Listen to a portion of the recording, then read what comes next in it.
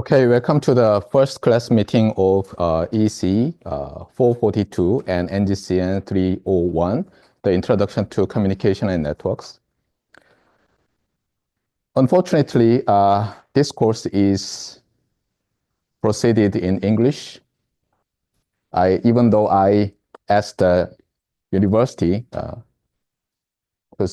teach in Korean, but anyway, the university has changed the policy, so almost every course must be taught in English.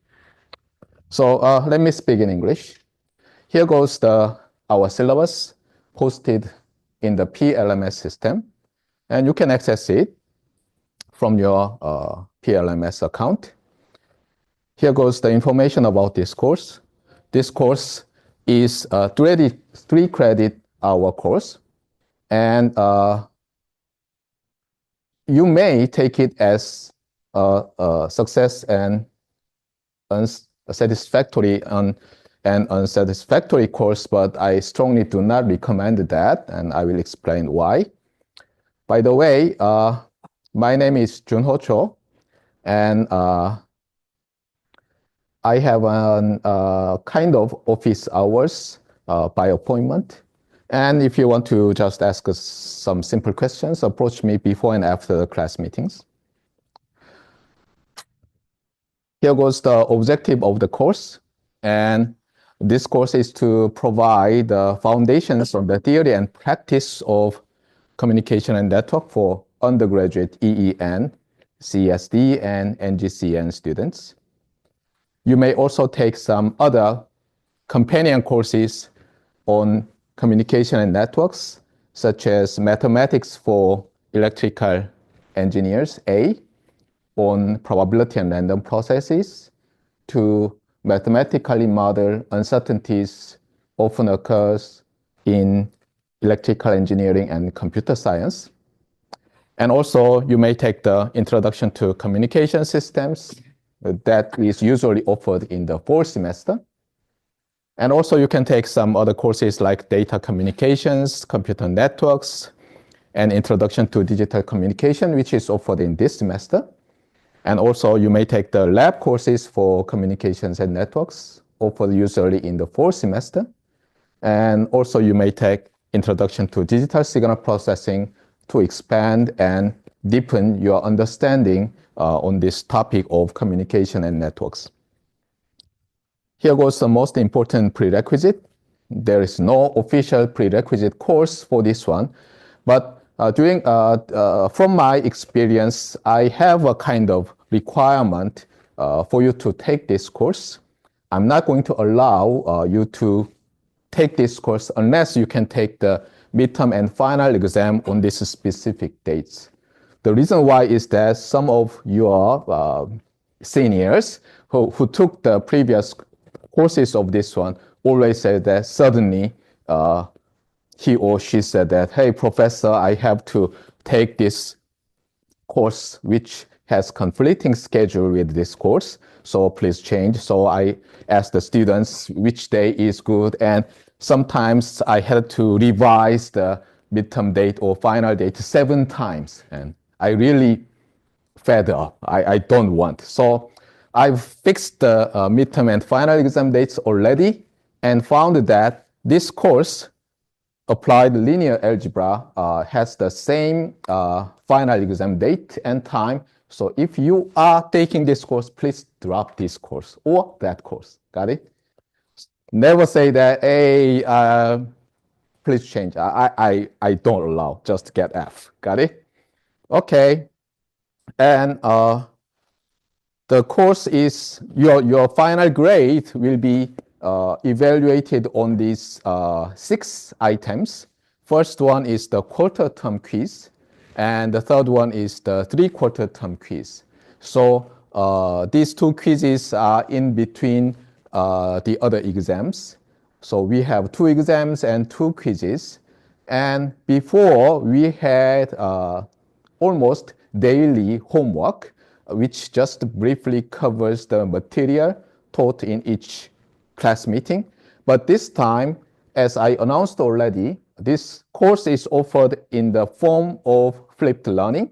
So in order to check whether you have studied prior to attending the course, we are going to take daily quiz. And daily quiz will be explained soon. But anyway, so you have official quizzes taken during the class meeting hours for around 30 minutes. And you have two exams taken in the evening. I believe this is until 2200. And you have daily quiz. And here goes the final and interesting thing, attendance. I allow you be absent from these class meetings around 1/4 times because that is allowed by the university. However, you are not allowed to be exempt from taking daily quiz, so it's all up to you.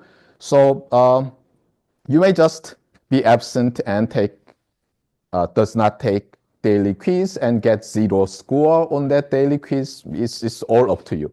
You are just penalized only by the daily quiz score. And if your number of unexcused absence goes over 1/4 of the entire class meetings, then according to the following the university regulation, I have to give you flunk, and there is no exception. Of course, I have to follow the university rule that you always can submit the proof of documentation for your excused absences, like some family matters and your health condition, or sometimes your military service. Got it? And about the scores on each one, unless the variance of your scores are too small, I adopt z-score, which means that here goes your raw score, and here goes the average, and here goes the standard deviation, and this becomes your z-score. And z-score, of course, ranges from negative infinity theoretically to positive infinity, but anyway, so this is your score, and this score will be weighted by it, got it? And then summed up. So even if you have very low score in the midterm exam, if you get very high score on the final, you can always recover all your misfortune in the midterm, because as far as average of your friends is very low, you can even get z-score 5 or 6, and that I remember once happened when I was teaching signal gen systems. Some crazy student got 5 z-score. Anyway, so this is about your grade. And also, I have some interesting system, so-called voluntary project. And this project is, as the name says, extra credit voluntary project. So you may just skip it and ignore without any penalty. But if you volunteer to do that, you have a chance to one click up in the final grade. So what I do is this. After your final exam, after every z-score is collected and weighted sum, I give you tentative grades. So suppose you get A0 and your friend also get A0, but your weighted z-score is, for example, 2 and your friend is 2.3. Now you do the voluntary project and pass. Then your final score goes up to A0. And your friend may say that, hey, I didn't do the voluntary project and I'm penalized.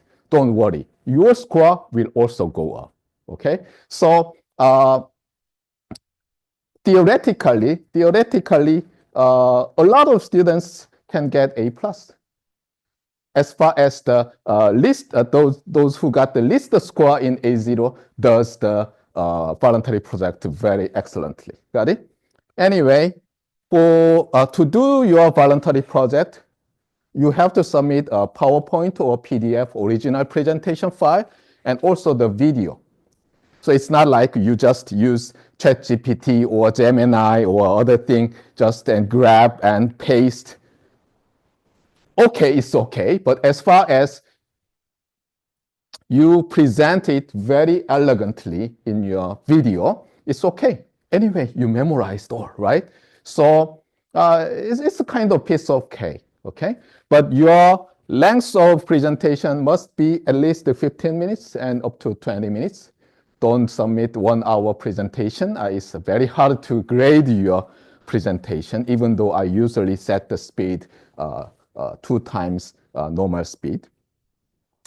Your topic must be approved by me, the instructor, and your topic must be related to communication networks. You cannot so-called double dip. For example, you do your senior design and you take some part and just say that I will do this as my final volunteer project. That is not allowed, okay? So you cannot copy some other guy's presentation. You cannot self-copy your prior work. You cannot self-copy your future work, okay? Your work must be original. For the topic, not only the topic must be related to this course, but also your intention to submit a voluntary project must be approved by me before you take the final exam. So you have to decide before you take the final exam whether you are going to do the final voluntary project or not. It's not allowed like, hey, it seems that I just failed, almost got very low score in the final, so let me do the voluntary project. That is not allowed. Sometimes students just say, I will do the voluntary project, and they found that they did very good at final exam and do not submit. Usually, I got angry. However, there is no way for me to do any penalty to you. But please don't do that, okay? But sometimes I find the best student volunteered to the project, and after my grading, he or she got the extremely high score, but even he or she does not know that and submit a voluntary project, and it was very poor, and no problem, right? Anyway, I wasted my time, but I was happy to see an excellent student.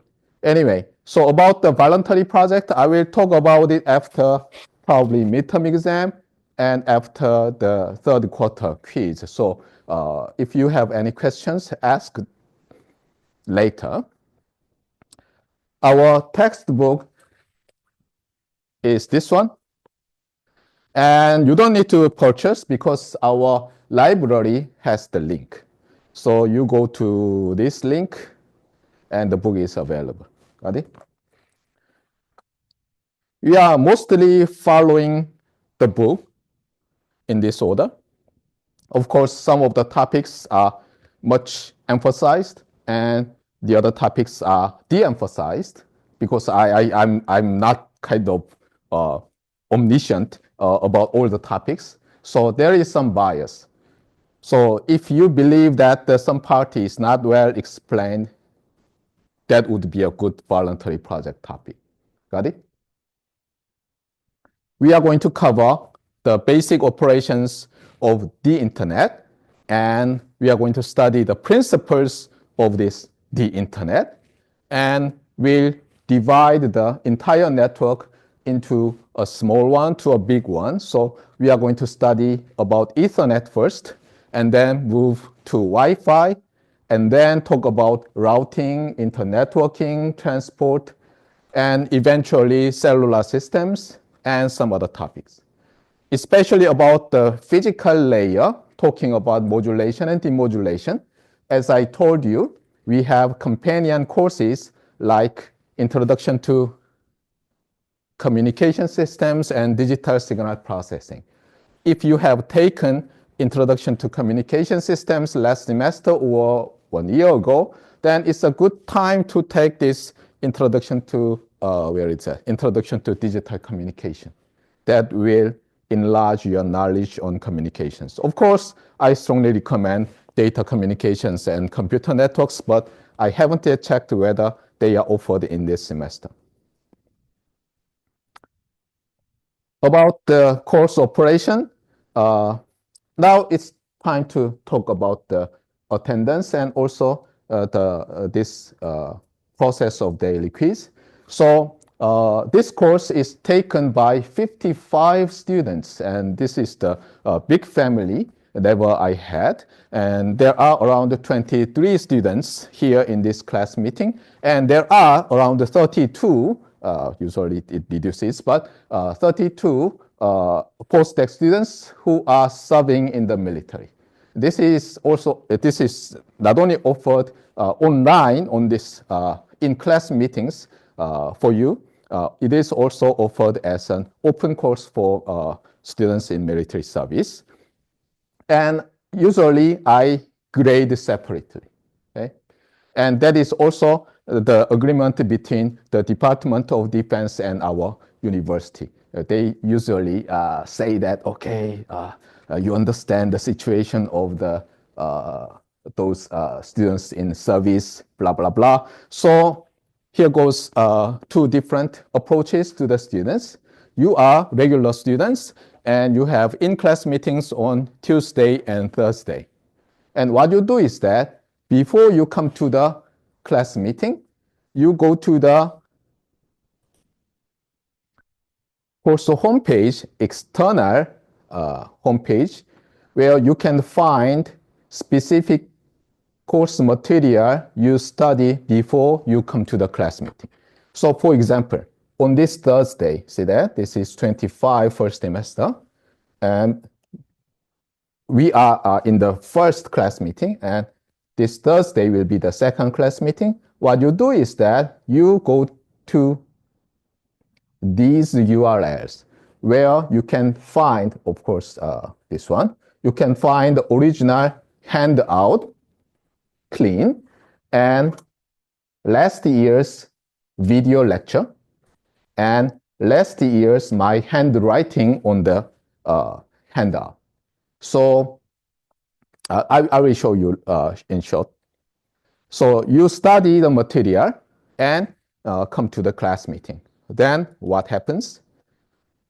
What we are going to do is that we randomly group you into 3-person group. Okay, so probably in the end of this semester, you will all memorize your classmates' name, and I believe that is good. Anyway, so randomly, and then you can communicate among your group, and you upload your own solution. But I strongly recommend you upload the same answers, unless you strongly object to the other two students' opinion. So the daily quiz will be accessible immediately after the class starts, and we will put here your group assignment, and you start discussions. Of course, your discussions will be based on your prior study on the material, and you finish uploading your answers, and you just are dismissed. Okay, so if you can finish in 10 minutes, you have 65 minutes left, right? So you can walk fast to the restaurant and have lunch with your friend. But if you are absent, your score is 0. Okay, it is not allowed to do the daily quiz in the open course students slot unless your absence is excused. Got it? So if you submit the kind of proof or related documents for your excused absence, then you are exempt from taking the daily quiz in this class meeting, but you can do it by clicking the link for the open course students daily quiz. Got it? Anyway,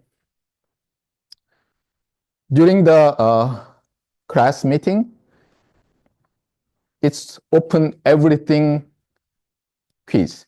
So you can use all the material. However, never do kind of set up a talk group with other students and say, hey, I'm assigned in a different group. What's the answer of the first? Never do that, okay?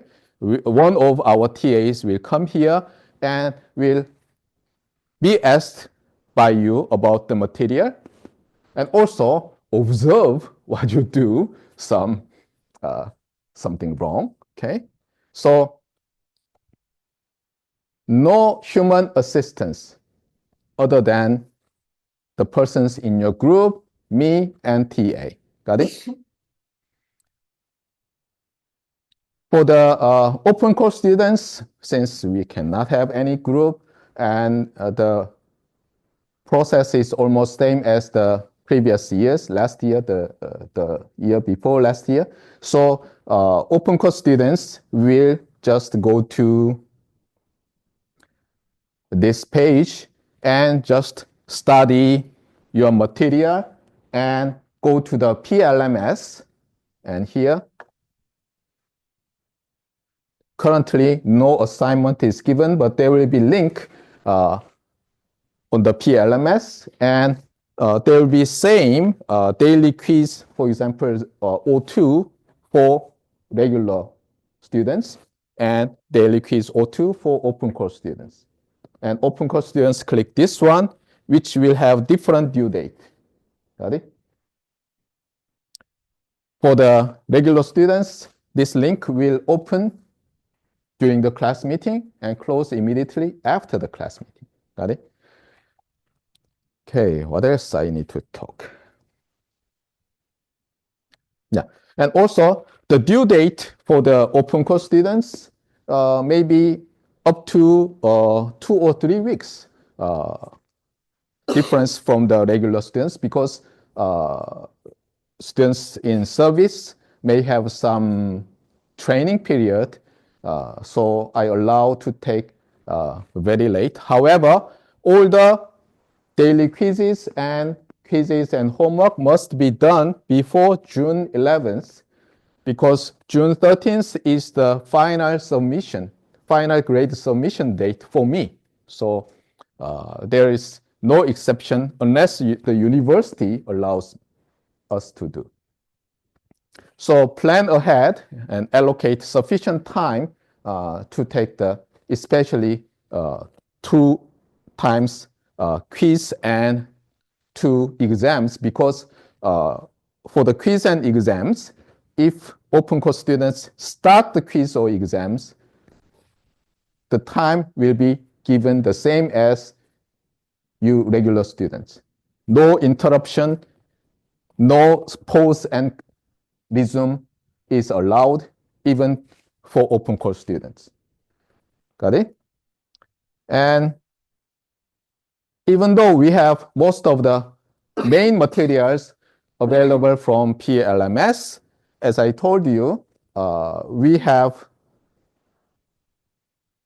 external syllabus and schedule and download on my lab homepage. So I will talk about it soon.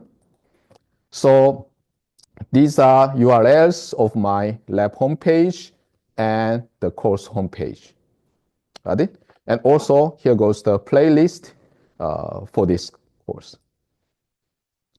I believe all of you are familiar with the PLMS, so I will skip this part. And we had 3 announcements posted during the winter break. And the first one is that this is an open course, and this must be taught in English. I really hate. And I will someday explain why this is all not academically honest. Yeah.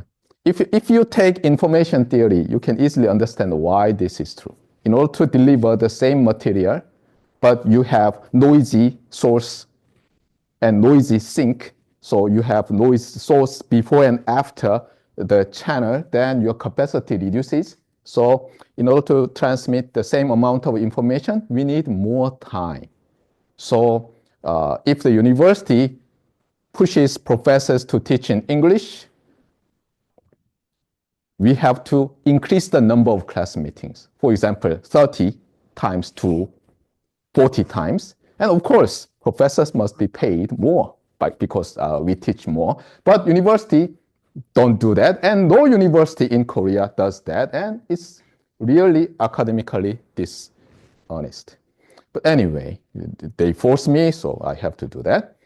And this course never offered as a flipped learning, and I never offered any course in this format. So we may have some trial and errors operating this course. So please understand some bumping arounds during the semester. And here goes the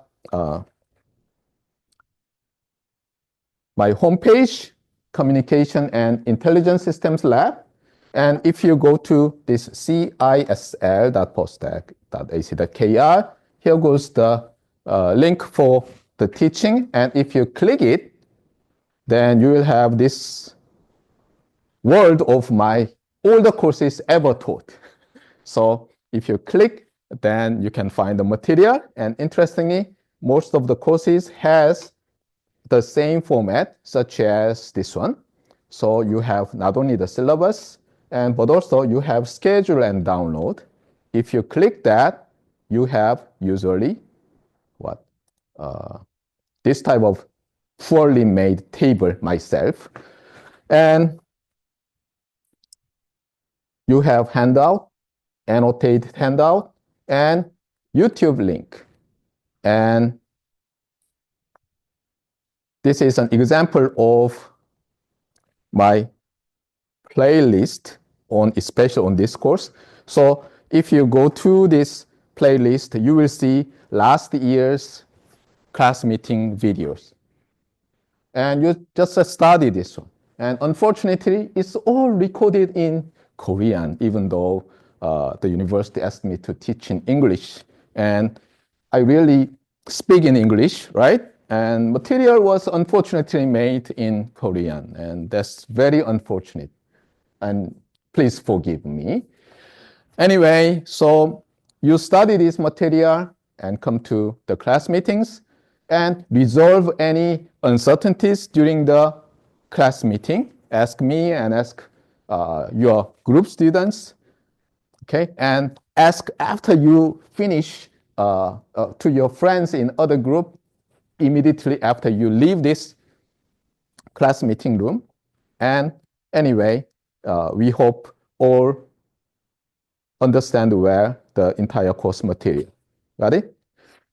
Okay, it seems I covered most of the things I planned to cover. Oh, by the way, about the electronic attendance system, you know this one, right? So one thing I have found is that sometimes you are very how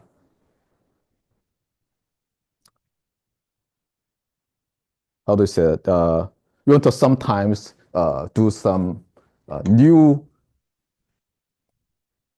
fresh new skill called this one. Yeah, I got to know last semester and really shocked.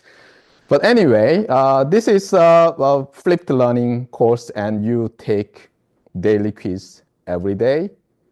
And if you are not here, it would be very difficult to submit the same answer as your group students. So I hope you never do this.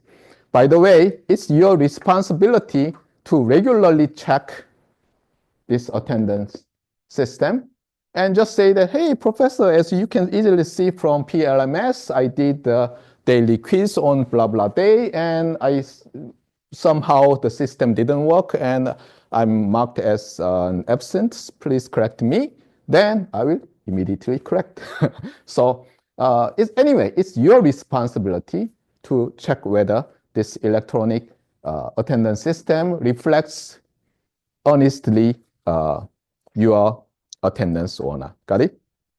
By the way, some of you registered this course as EECE442, some of you NGCN301, so be careful when you want to find it.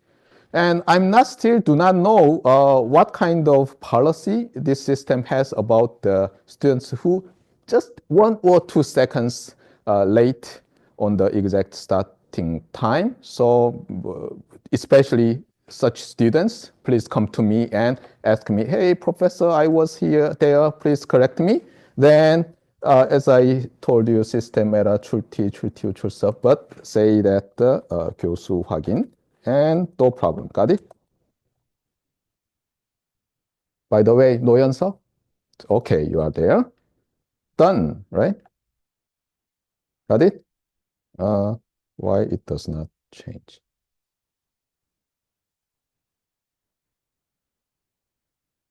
Something's wrong, right? Let me, okay. Let me change. Okay, got it. Any other students who wants to change? Okay, it seems okay, later. Okay. Okay, any questions about this course administration? You must speak in English, right? Okay, that's all for the day then.